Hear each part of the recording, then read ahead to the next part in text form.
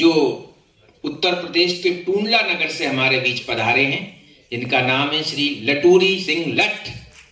आइए लटूरी जी, जोरदार तालियों से उनका स्वागत करें।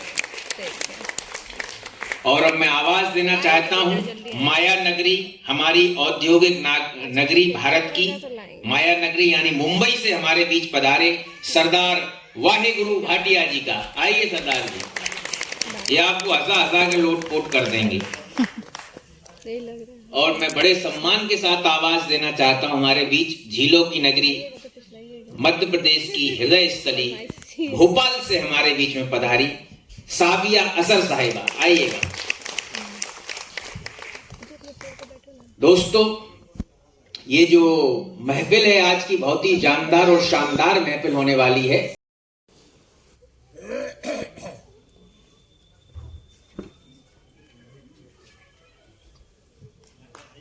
जोरदार ताली। और अब मैं व्यवस्थापकों से निवेदन करता हूं कि हमारे बगल में बैठे टूंडला से पधारे हास्य कवि लटूरी सिंह लट्ट का स्वागत किया जाए।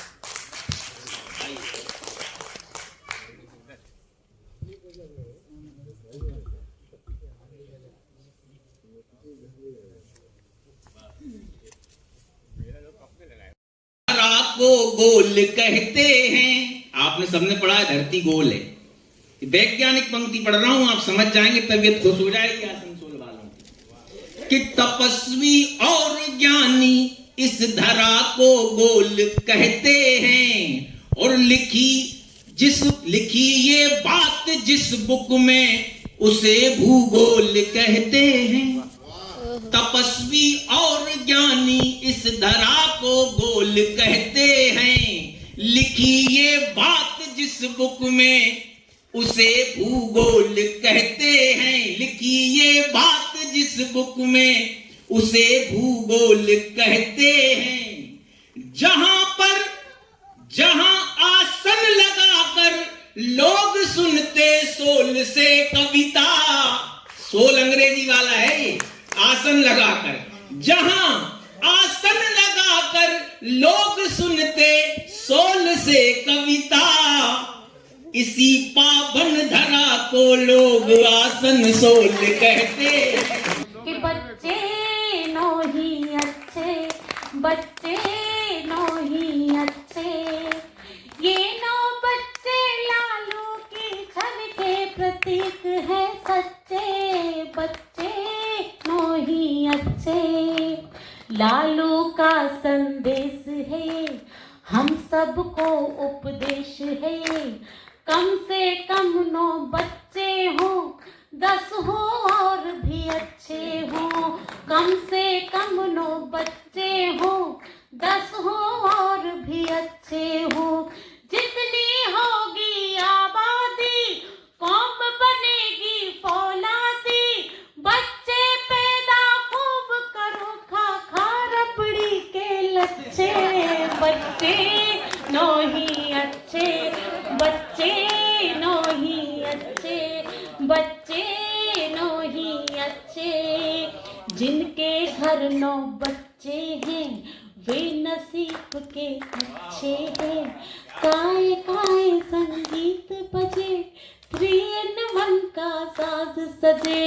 काय काय संगीत बजे, 3 in 1 का साज सजे। कोई रोए चिल्लाए, आज टीवी खुद चुप हो जाए। हर पत्नी धोबन बन जाए, धो धो इनके कच्चे। बच्चे नो ही अच्छे, बच्चे नो ही अच्छे। और क्यों वो 9 अंक से इतने प्रभावित रहे, और क्यों 9 बच्चे की, सुनिए। कि 9 बच्चे शुभ होते हैं, 9 बच्चे शुभ होते हैं। कवि भी नव रस ढोते हैं, नवग्रह से सब डरते हैं। नव दुर्गा व्रत करते हैं, नवग्रह से सब डरते हैं। नव दुर्गा व्रत करते हैं। नव निधिया नव रत्न बने, 9 से ही सब सजन बने। 9 के अंक इसी से लालू जी को लगते अच्छे। बच्चे नो ही अच्छे, बच्चे नहीं अच्छे, क्या चिंता। हम खोलिए ना थोड़ा सा। हाँ खोलो खोलो दादा, आप दिल से खोलो। हेलो, थोड़ा सा इको डालना जा रहा है। हेलो हेलो, आवाज आ रही है? Yes yes. तो मेरे को पता था, मैं तो जबरदस्ती छेड़ रहा था, चली तो नहीं गए कहीं। बस दादा, बस आपके बच्चे जी बहुत बढ़िया साउंड बनाया, बहुत लंबा जियोगे दादा, मरने को तरसोगे, सच कह रहा हूँ मैं, बहुत लंबा जियोगे दादा। प्रणाम करता हूँ साहब। अपना देश नहीं सुधर सकता श्रीमान पांडे जी, कहाँ फंसा दिए मेरे को बुला के। सरदार बोलेगा तो मैडम के बाद ही बोलेगा। क्या बात है, वाह वाह वाह वाह वाह। सच है साहब, ये तो बीच में केजरीवाल फंसा पड़ा, नहीं तो सरदार मैडम के पास ही बैठता। कह रहे थे साहब, वो कह रही थी कि मैं प्यार नहीं कर पाऊंगी, मेरे पे मजबूरियां। क्यों, मोदी जी ने जीएसटी लगा दी क्या? अच्छा ये बताओ, तुम तो रहने वाली एमपी की हो, अगर यूपी की होती तो भी मैं मान लेता योगी जी ने पाबंदी लगाई हुई है। और आसनसोल में क्या पब्लिक ही नहीं आई? देखो आज समझ में आया आसनसोल की इतनी जनसंख्या क्यों बढ़ी है। वो कार्यक्रमों में भी नहीं हर कोई नहीं पहन सकता जी।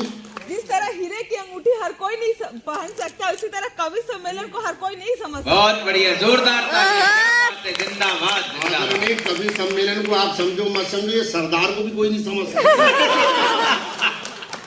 देश का पहली कौम है साहब जो चुप रह के 10 साल देश चला दी। आप चला के बताओ। मोदी जी ने, हाँ सही कह रहा हूँ, अभी कोरोना में कितनी परेशानी हुई साहब। आप तो बड़े लोग हैं साहब, पत्रकार भी बैठे हैं, पत्रकार ही बैठे हैं ना। ऐसे होते पत्रकार साहब, हमारे यहाँ पत्रकार ऐसे नहीं होते। पहली बार ऐसे पत्रकार देखा भगवान का। हमारे यहाँ गोरे चिट्टे ऊंचे ऊंचे होते हैं साहब, क्योंकि हम पंजाब के तो बड़े ऊंचे ऊंचे पत्रकार देखे, पहली बार छोटे छोटे। अच्छा लगा देखिए, भगवान अच्छा रखे आप छोटे छोटे पत्रकारों को। पर छोटा पत्रकार बड़ी बात लिख देता साहब। पत्रकारों की बात बताता हूँ, पहले क्या होता था, पत्रकारों की बात बताता हूँ साहब। पहले जो होता था, घटना घटी और पत्रकार में छाप, लल्ला के लक्षण पल्ले में नजर आ रहे हैं। यही कार्यक्रम हमारा पटना में हुआ। सुनिए साहब, बहुत खास आइटम पेश कर रहा हूँ, अगर आपकी इजाजत हो तो। अगर आप मूड में हैं तो एक बार मुझे बता दो कि सुनना चाहते हैं आप। देखिए, कोई छोटा कोई बड़ा नहीं होता। आप आदरणीय, हमारी सम्मानीय, जनसंख्या कम ज्यादा नहीं होती साहब। कार्यक्रम देखो, ये मावा है साहब, मावा है। मैं बड़े कवियों की भूमिका बना रहा हूँ, छोटा सा कवियों साहब, वर्ल्ड ऑफ गिनीज बुक में नाम दर्ज कराया 101 घंटे कार्यक्रम करके। शायद ही कोई चैनल बचा हुआ जिसमें ये नहीं आया, डिस्कवरी को छोड़ के। और ये छोटे छोटे कार्यक्रम करता रहता हूँ साहब, बड़े लोगों के बीच बैठा हूँ। और माननीय अटल बिहारी वाजपेयी जी और अब्दुल कलाम साहब के हाथों सम्मानित हो चुका हूँ। ये जो बकबक कर रहा हूँ नहीं सुना, ये आप लोगों का आशीर्वाद है। अब थोड़ा खुल के सुनिए, अब थोड़ा ध्यान से सुन लोगे। बड़े कवि को आप लोग ध्यान से सुनते हैं, मैंने सुना ऐसा, इसलिए मैंने अपना बताया। आ जाओ साहब, आप भी आ जाओ। हो गया फुर्सत? आ जाओ। अब सुनिए साहब, कार्यक्रम की मैं खास पेश कर क्रीम मसाला जो आप लोगों के लिए लाऊं। यही कार्यक्रम साहब हमारा पटना में हुआ। हमारे रविंद्र रवि, मेरे बड़े अजीज, मेरे छोटे भाई आदरणीय लटोरी लट, और मेरी दोनों तीनों बहनें, हम साथ में पटना गए। सुनो दीदी, खास ही लाया, खास। आपने पहले शायद नहीं सुना, पर सुना, सुनिए। पटना पहुंचे साहब, वहां पर लालू प्रसाद यादव, बहुत खतरनाक आइटम है। आप ढंग से खाना नहीं पचा सकते, वो चारा पचा गया। नहीं, सही कह रहा हूँ, बहुत बिल्कुल। और खेत में बचा मंच जो था वो खेत में बना। यहाँ तो साहब आपने हॉल में किया, वो खेत में मंच बनाया आदरणीय दादा, खेत में मंच, खेत में बना। इधर बैठा बाबा रामदेव मंच पे, बहुत खतरनाक आइटम बाबा रामदेव। सही कह रहा हूँ मैं, जब से मल्लिका शेरावत योगा सीख रही, पट्टी की आंख खुलना बंद हो गई। हाँ, करनी चाहिए, समझ में नहीं आता कौन सी आंख रही, खटम खटम खटम खटम चलती रहती है। इधर बैठे लालू प्रसाद, मैंने बाबा को कर लिया प्रणाम। और बिहार में बकरे को पुड़वा बोलते हैं, पहली बार सुना। अब पुड़वा पड़वा जो बोलता है, पुड़वा ही बोलते हैं आसपास। मैं मुझे बोलते, मैंने सुना।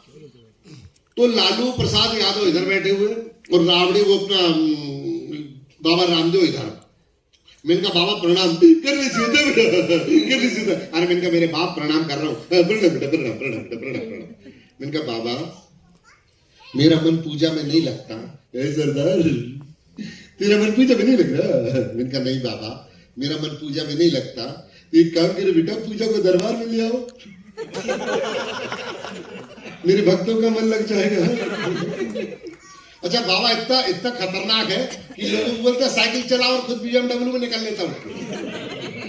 बहुत खतरनाक आइटम है बाबा। मैंने बाबा ऐसा कोई काम बताओ कि लोग अपना काम खुद करें और पैसे लाके मुझे दे। योगा करो बेटा, योगा करो। मैंने कहा नहीं रे बाप, मेरे बाप से ना हो योगा। बहुत खतरनाक आइटम है, सच कह रहा हूँ। व्यापारियों को बाबा बना दिया, खुद व्यापारी बन गया। कह रहा दादा बिल्कुल। आप अगर व्यापारी तो बात दिल तक पहुंचेगी, मेरे मालूम है। तो बड़ा वो खटक खटक खटक करना मिले घर से योगा करो। योगा मेरे बाप से ना हो। आप तो कोई ऐसा काम बताओ कि लोग अपना काम खुद करें और पैसे लाके मुझे दे। करोगी बेटा? करोगी? मैंने कहा बिल्कुल करूंगा बाबा। सुलभ शौचालय खोल ले बेटा। सच कहे लोग अपना काम खुद करेंगे और पैसे लाके तेरे को देंगे। अच्छा एक चीज देखना, ये बहुत बारीक बात कर रहा हूं, आप लोग समझ जाओगे। हर काम ऑनलाइन हो गया साहब। बंधु मैं बताता हूँ, ये हो सकता आपके पेपर पे काम आएगा। सच्चाई तो ये है साहब कि हम मर्यादा भूल चुके हैं। पहले बूढ़े खांसते थे तो बहुएं अंदर हो जाती थी, आज बहुएं खांसती हैं तो बूढ़े बाहर हो जाते हैं। क्या बात है, क्या बात। बेशक बेशक उन दरिंदों को सूली पर चढ़ा दो, काला पानी पहुंचा दो, उन दरिंदों से हमें कोई सरोकार नहीं। पर जीन्स और टॉप पहन के क्लब और पफों में भी जाना, ये मेरे देश का संस्कार नहीं। क्या बात है, वाह वाह वाह। ये मेरे देश का संस्कार नहीं। कहना मागन चोर थे साहब, बात दिल तक पहुंचे तो अब मुझे बताना। अरे बहुत बढ़िया। कहना मागन चोर थे साहब। मैं आपके हृदय में कुछ बात रखना चाहता हूँ। मेरी छोटी छोटी बहनें बैठी है, सुनो भैया, आप भी सुनो। कहना मागन चोर नहीं थे साहब, कहना मागन चोर है। पांडे जी ध्यान दीजिएगा। कहना मागन चोर मागन चुरा के लाते थे, आधा खुद खाते थे और आधा अपने बाल सगा दोस्तों में बांटते थे। बड़े भैया सुनिएगा, पत्रकार बंधु सुनिएगा, बांटते थे दोस्तों में और उसमें भी कहते थे आधा मेरा है। तो वहां से पंक्तियां उठाई हैं, क्योंकि अगर आसनसोल में आकर ये पंक्तियां नहीं पढ़ पाया तो आपको डायरी जचा रहा हूं, मेरी डायरी जांच देना। सुनिएगा, कहना ने मागन चुराया, दोस्तों में बांटा, तो क्या घटना घटती, मेरी पंक्तियां वहां से उठाई कि पूरा पूरा पूरा देकर आधा ले गया, बांसुरी की धुन छेड़ी और राधा ले गया। क्या बात है, क्या बात। वाह। पूरा देकर आधा ले गया, वाह वाह वाह। बांसुरी की धुन छेड़ी और राधा ले गया। झूले पर बैठी रुक्मणी सोच रही, ये दूध की जली राधा कौन है, देखो तो जरा, जिसके प्यार ने मेरा कहना ले गया। अरे कमाल। पंक्तियां तो अब संभालना और तालियां रोक के बताना कि एक ही उंगली काफी थी गोवर्धन पर्वत उठाने के लिए। एक ही उंगली काफी थी गोवर्धन पर्वत उठाने के लिए। प्रभु ने 10 उंगली लगा दिया राधा को रिझाने के लिए। माँ की जगह कोई नहीं ले सकता साहब, मेरी बात पकड़ना और मजे लेना। माँ की जगह कोई नहीं ले सकता, ये बात सच है। कोई नहीं ले सकता दुनिया में, ईश्वर भी शायद माँ की जगह ना ले सके। मैं सिद्ध करता हूँ साहब, माँ की जगह कोई नहीं ले सकता। अगर आप लोग इसमें सहमत हो तो मुझे बता दो कि हाँ मैं सच कह रहा हूँ कि माँ की जगह कोई नहीं ले सकता साहब। जब मैं छोटा था, नटखट था, 4-5 साल का, जैसे वो बच्चा खेल रहा है तो मेरी माँ की सहेलियां आती थी, मैं मौसी बोलता था, उनको मासी बोलता था। वो आके बोलती थी, रे सहिंदर, रे विजय लक्ष्मी, तेरा बच्चा कितना क्यूट है ना रे। तो मेरी माँ कहती थी 2-4 दिन रख के देख ले। आज शादी हो गई साहब, मेरी घरवाली की सहेलियां भी आती हैं, वो भी आके मेरी पत्नी को कहती, जिया जी कितने स्मार्ट है मेरे। सड़े मुंह से एक बार नहीं बोलती, 2-4 दिन रख के। तो माँ की जगह कौन ले सकता है साहब? दुनिया में माँ की जगह कोई नहीं ले सकता साहब। माँ के मुंह से यही शब्द बार बार निकले, जा बेटे दुश्मन के दिल में भी तेरे लिए प्यार निकले। वाह वाह। माँ के मुंह से यही शब्द बार बार निकले। मेरी पंक्तियां सवारना मेरी बहनों, कभी मत सुना दादा, अगले मंच में अच्छी और पढ़ सकते हो कि माँ के मुंह से यही शब्द बार बार निकले, जा बेटे दुश्मन के दिल में भी तेरे लिए प्यार निकले। और बड़ी संग साज है अम्मा मेरी, जिसके दामन में दुआओं के उपहार निकले। हाय हाय क्या और बड़ा खुश नसीब था मैं जो खेला उसकी गोद में, जिसके कदमों तले हुजूर और सरकार निकले। क्या बात है, जिसके कदमों तले हुजूर और सरकार निकले। और माँ पर से क्या मांगती है साहब, माँ क्या चाहती है आपसे? बात हृदय तक पहुंचे तो मुझे बताना। कुछ पंक्तियां रखता हूँ माँ के हवाले से कि माँ क्या चाहती है।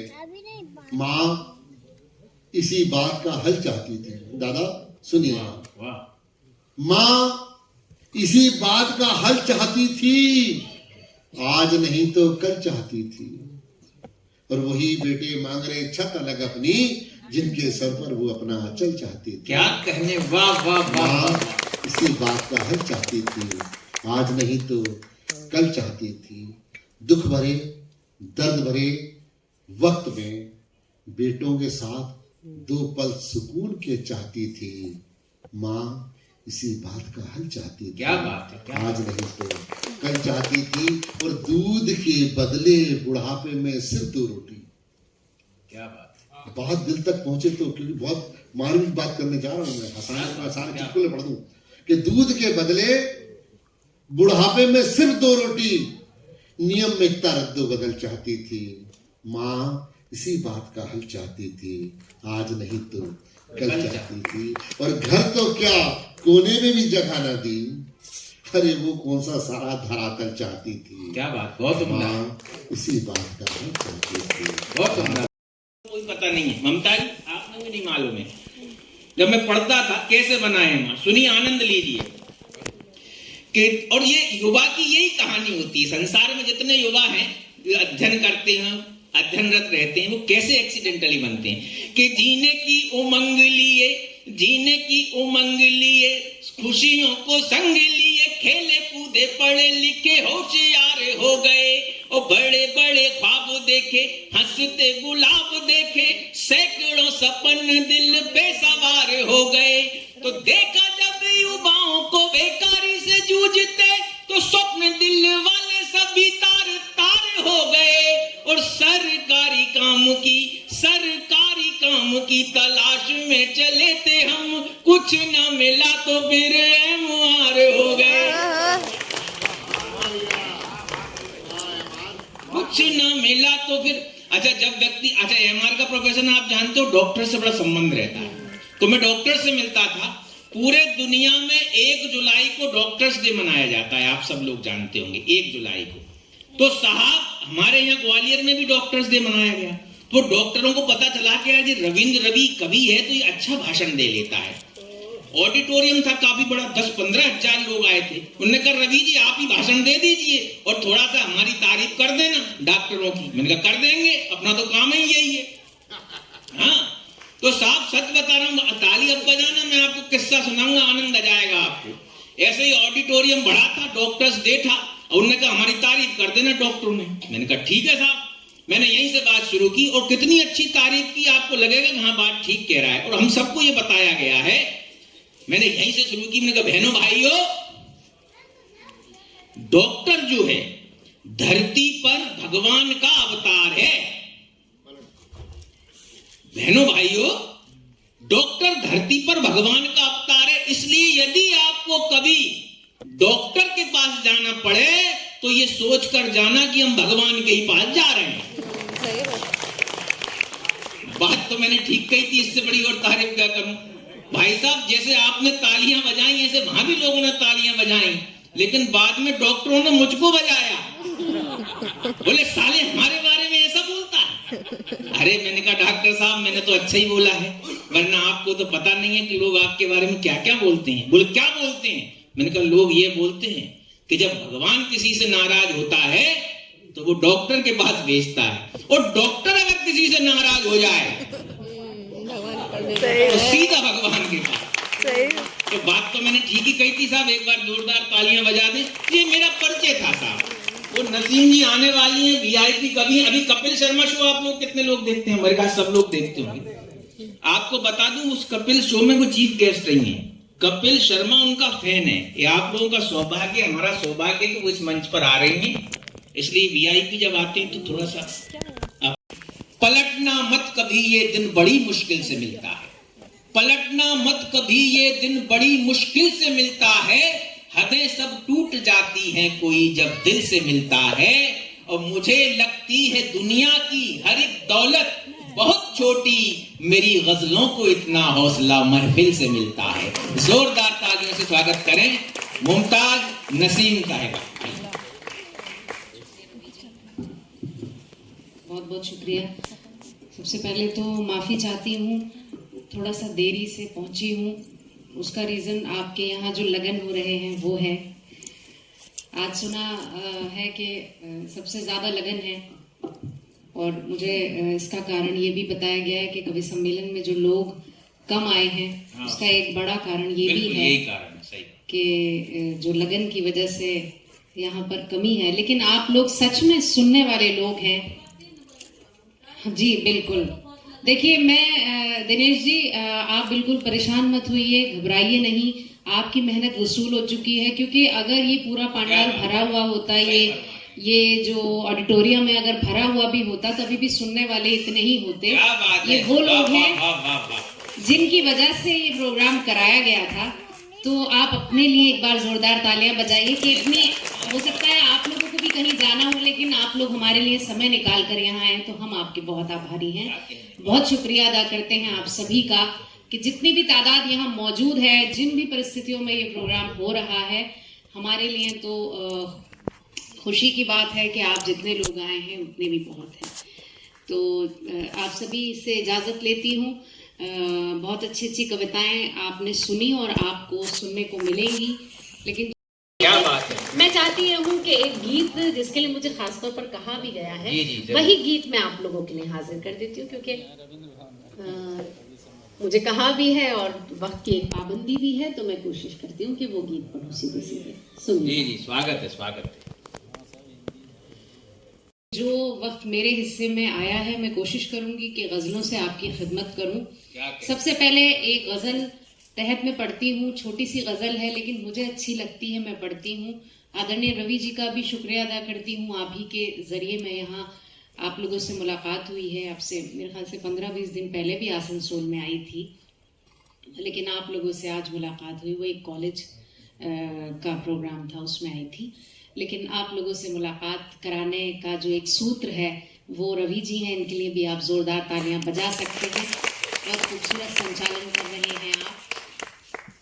एक गजल का मतलब पढ़ती हूँ कि और 2-3 शेर उसके कि अब ऐसा क्या है कि जिसको छुपा रही हूँ मैं, खुद अपने आप से आंखें चुरा रही हूँ मैं। क्या बात है, क्या बात है। अब ऐसा क्या है कि जिसको छुपा रही हूँ मैं, खुद अपने आप से आंखें चुरा रही हूँ मैं।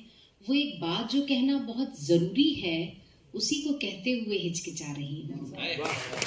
वो एक बात जो कहना बहुत जरूरी है, उसी को कहते हुए हिचकिचा रही हूँ मैं जानती हूँ मोहब्बत इसी को कहते हैं। मैं जानती हूँ मोहब्बत इसी को कहते हैं। तेरे ख्याल को जो गुनगुना रही हूँ मैं, अभी भी सोच रही हूँ तुम्हारे बारे में। अभी भी सोच रही हूँ तुम्हारे बारे में कि सोच सोच के फिर मुस्कुरा रही हूँ मैं, कि सोच सोच के फिर मुस्कुरा रही हूँ मैं। बहुत शुक्रिया। बहुत कुछ तरन्नुम से अशार पढ़ती हूँ और आपके लिए मोहब्बतें मांगती हूँ। आप इतनी खामोशी से, इतने ही तरीके से आपको सुनना है। मैं हाजिर करती हूँ ये 4 पंक्तियाँ। इसमें अगर क्या इको हो सकता है? कोई भी इस माइक को अगर देख रहा है तो? अच्छा, इको नहीं हो सकता।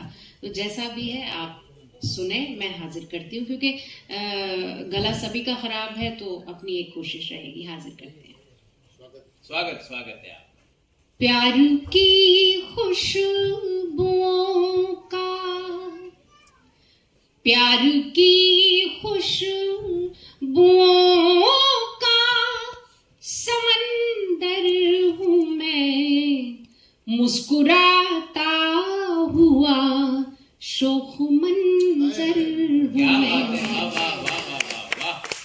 प्यार की खुशबुओं का, प्यार की खुशबुओं का समंदर हूँ मैं, मुस्कुराता हुआ शौक मंजर हूँ मैं। जानती हूँ कि तू मेरी तकदीर है, मान भी जा के तेरा मुक़द्दर हूँ मैं। कि तू मेरी तकदीर है, मान भी जा के तेरा मुक़द्दर हूँ मैं। बहुत शुक्रिया। 4 पंक्तियां और इसी सिलसिले की पढ़ती हूँ, तालियां आप बजा सकते हैं। जोरदार तालियां मुमताज जी के। बहुत शुक्रिया। मैं हाजिर करती हूँ ये 4 पंक्तियां और आप सुने के बन के बादल जो मुझ पर, बन के बादल जो मुझ पर बरस जाओगे, क्या खबर थी कि नस नस में बस जाओगे।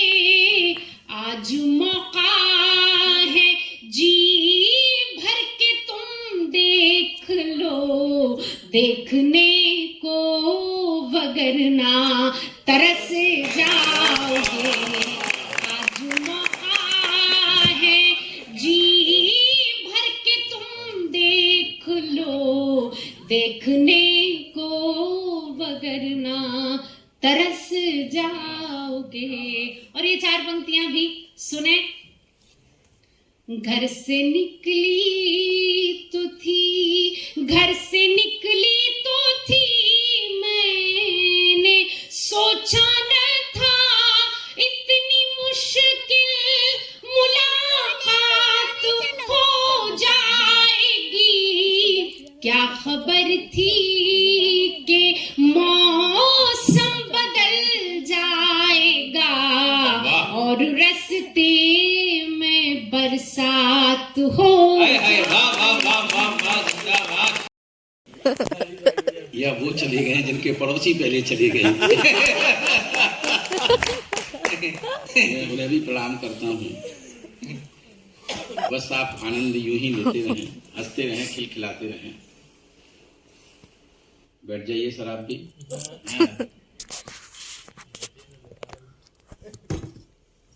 कई बार दुर्घटनाएं हो जाती हैं। पिछले दिनों एक ट्रेन में यात्रा कर रहा था, आपका ही जैसा एक नौजवान था। बार बार सीट से उठता, टॉयलेट तक जाता, फिर लौट के बैठ जाता, फिर उठता, फिर टॉयलेट तक जाता, फिर बैठ जाता। मैंने उसे सामान्य सा प्रश्न पूछ लिया, मैंने भैया चैन नहीं है क्या? बोले है तो, लेकिन खुल नहीं रही। ऐसी प्रॉब्लम नहीं होता।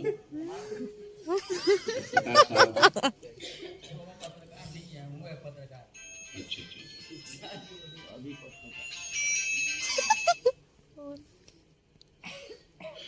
अब लवकुश कहाँ चल दिया?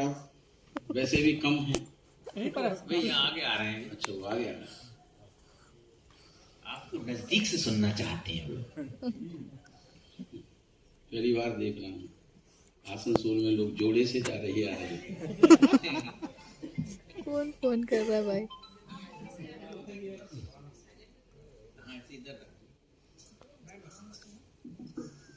सर आपके पड़ोसी लेकिन आपके संग नहीं आया, फिर भी फोन बज रही है आपकी। चलिए, बोलने के मामले में तो आप मेरी बीवी से कम नहीं है।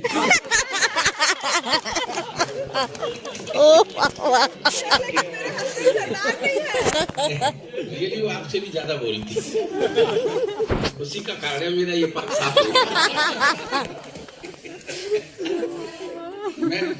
मैं झूठ बोलता ही नहीं सर, मैं झूठ बोलता ही नहीं, और आपके रहते हुए मुझे झूठ बोलने की जरूरत कहाँ है। बस आप हंसते रहिए, खिलखिलाते रहिए, क्योंकि आदमी तो हंस सकता है, किसी पशु को आपने कभी हंसते हुए नहीं देखा होगा। नहीं देखा सर।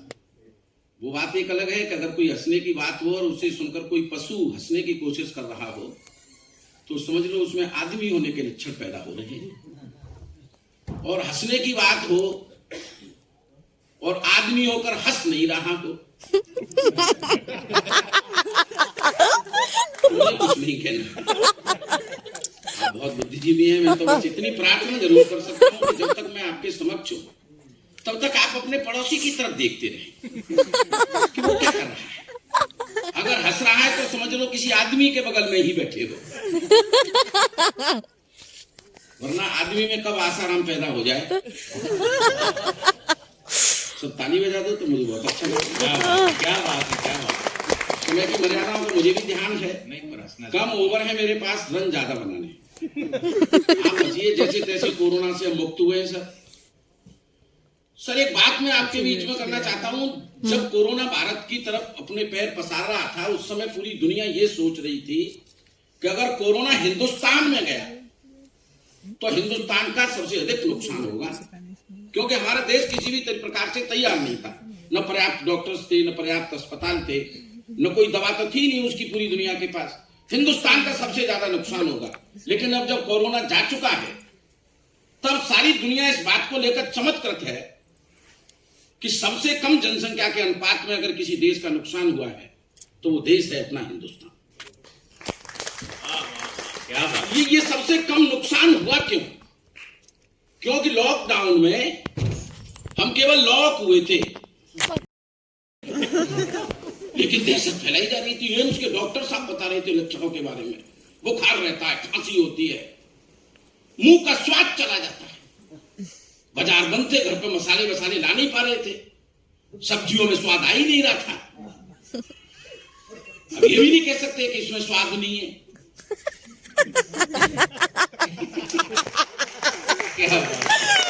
नहीं कह सकते, ऐसा नहीं कह सकते। एक दिन बाबूजी 2 कौड़ी की सब्जी बनी, 2 कौड़ी की, मेरे मुंह से बस यूं ही निकल गया कि आज इसमें स्वाद नहीं है सब्जी में।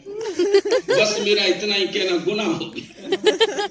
कयामत आ गई सर। वो घरवाली ने मोबाइल निकाला और क्वारंटाइन सेंटर को फोन कर दिया, मेरे पति का स्वाद चला।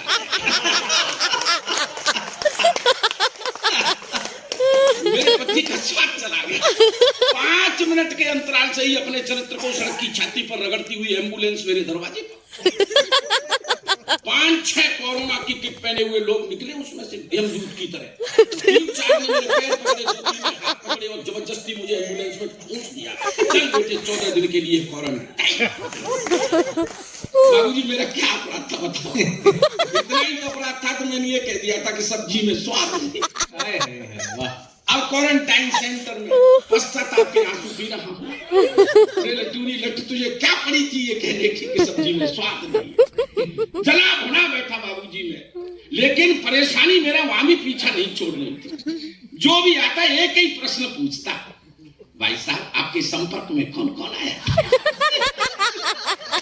डॉक्टर, कंपाउंडर, नर्स, सब एक ही।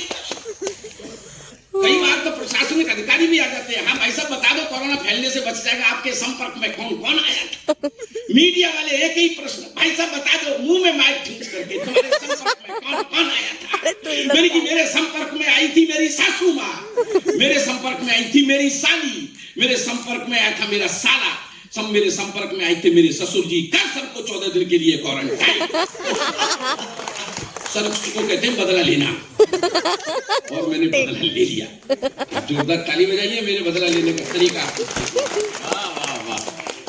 तो मैं बहुत ज्यादा, और आप ईमानदारी से पहली बार देख रहा हूं कि आप कवियों को बड़ी तल्लीनता से सुन रहे हैं, वरना अखियन बतराई गई फिर आंख की कोर दबाई गई। अखियन बतराई गई फिर आंख की कोर दबाई गई। हम आंखिन बीच फंसे ऐसे हमें आंख को रोग लगाए गई। हम आंखिन बीच फंसे ऐसे, हम आंखिन बीच फंसे ऐसे हमें आंख को रोग लगाई गई। उन आंखिन ते उबरे कैसे, उन आंखिन ते उबरे कैसे, इन आंखिन बीच समाए गई। उन आंखिन ठाके के लिए तैयार, उन आंखिन ते उबरे कैसे, इन आंखिन बीच समाए गई। अब आंखें ढूंढ रही वाकों जो जूतों से पिटवा, अब आंखें ढूंढ रही वाकों जो जूतों से पिटवाए। अखियन बतरा। ये स्थितियां सब धोखाधड़ी की हमारे समाज में इन दिनों है। इस पर कौन कौन सी मरती है? ये 10,000 रुपए का सर। इसमें बस इसमें भी मैंने एक ठाका ढूंढने की कोशिश की है, इस ठाके का आनंद लेना। उड़ती जो फिर रही है आसमान में पतंग, उड़ती जो फिर रही है आसमान में पतंग, सद्दे नहीं काटते हैं, काटते हैं मंजे। सद्दे नहीं काटते हैं। लड़कियों को प्रॉब्लम दूर के लोगों से कुछ नहीं है, सद्दा दूर रहता है, मंजे पास होते हैं। जी ध्यान रखना। उड़ती जो फिर रही है आसमान में पतंग, सद्दे नहीं काटते हैं, काटते हैं मंजे। और लड़कियों चिड़ियों के पास यदि पंख दमदार हैं तो क्या करेंगी चोंच और क्या करेंगे पंजे। उड़ती जो फिर रही है आसमान में पतंग, सद्दे नहीं काटते हैं, काटते हैं मंजे। और चिड़ियों के पास यदि पंख दमदार हैं, चिड़ियों के पास यदि पंख दमदार हैं तो क्या करेंगी चोंच और क्या करेंगे पंजे। इश्क की दुकान पर आंखें सब सेकते हैं, कामयाब हो जाते हैं आंख के जो कंजे। कामयाब हो जाते हैं, और ठाका लेना भाई साहब, कामयाब हो जाते हैं, कामयाब हो जाते हैं आंख के जो कंजे। और जब से पता चला है लड़कियां भी मरती हैं, उछले उछले घूम रहे हो गए जो गंजे। क्या उछले उछले घूमते हैं, उछले उछले घूमते हैं, हो गए हैं जो गंजे। तो मैं सुनी कहां से होगी, किसी ने लिखी नहीं, मैंने लिखी है। तुलसी सूर कबीरा मीरा, लिखी क्यों सर मैंने? तुलसी सूर कबीरा मीरा एक दिन सपने में आए, छाती कूटी माथा फोड़ा, आंखन में आंसू ले आए। भक्ति भाव के हमने जाने कितने ग्रंथ बनाए, पर या फूफा जी के ऊपर हम नहीं 4 आंख लिख पाए। फूफा जी के ऊपर हम नहीं 4 आंख लिख पाए। इतने बड़े कवि और फूफा जी पर 4 अक्षर तक नहीं लिख सके। और सर मैंने तो कविता लिखी है, अब बड़ा कवि कौन बताओ? अब मुझे बड़ा कवि मान करके सुनो तब आनंद आएगा आपको। सर हम किसी विषय पर कविता लिखते हैं तो हमें उसके अध्ययन भी करना पड़ता है। मैंने तमाम बुजुर्गों से बात की, ये फूफा क्या बीमारी होती है? तो बुजुर्गों ने बताया कि पिता की बहन के पति को फूफा कहते हैं। मेरे की इसका काम क्या है कि समाज में शांति व्यवस्था कायम रखना। इसलिए आपने देखे होंगे शादी ब्याह में जितने भी झगड़े टंटे होते हैं वो लड़के का जीजा करवाता है, जीजा करवाता है जी, फूफा नहीं करवाता। फूफा तो आकर के शांति करवाता है, उस लड़के को समझाता है बेटा शादी हो जाने दे, इससे तुझसे पहले इस घर के जीजा हम हुआ करते थे। जो भूतपूर्व जीजा होता है वही तो फूफा हो जाता है। हाँ हाँ सर, ये ससुराल लाइन की चीज भी बड़ी विचित्र होती है। अच्छा, इसमें अगर बहन जी साले की शादी हो और जीजा उसमें नाचे नहीं तो समझ लो वो घोर नरक में गिरता है। साले की शादी थी पिछले दिनों, तो मैं भी उसमें शामिल था। घरवाली बार बार मेरी बगल में आती, नाचो नाचो। अरे मुझसे नाचना है नहीं, लोग थूकेंगे मुझे नाचता हुआ देखेंगे। भाई नाचो, मेरे भाई की शादी है। अरे मेरी सहेलियां कहेंगी नाचो। अब मैं सर कैसे नाचूं, लेकिन वो मजबूरी थी क्योंकि मुझे नरक में तो जाना नहीं था, इसलिए मैंने भी नाचा। और उस समय गाना चल रहा, मुंह में रुमाल दे करके नाचने वाला नागिन का, मैं नागिन तू सपेरा, जन्म जन्म से तेरा मेरा प्यार। और मैं नाच रहा और मेरी घरवाली बहुत खुश। मैंने भी रुमाल निकाल करके और मैंने जो नाचा, घरवाली ने अपनी बहन से कहा देख तेरा जीजा कैसा नाच रहा है, अपने जीजा का डांस देख, नाच देखे अपने जीजा का। साली बोली कहा हाँ, मैंने नागिन का डांस तो पहले भी देखा लेकिन इस गेंडे को नाचते हुए पहली बार। तालियां बजा देना।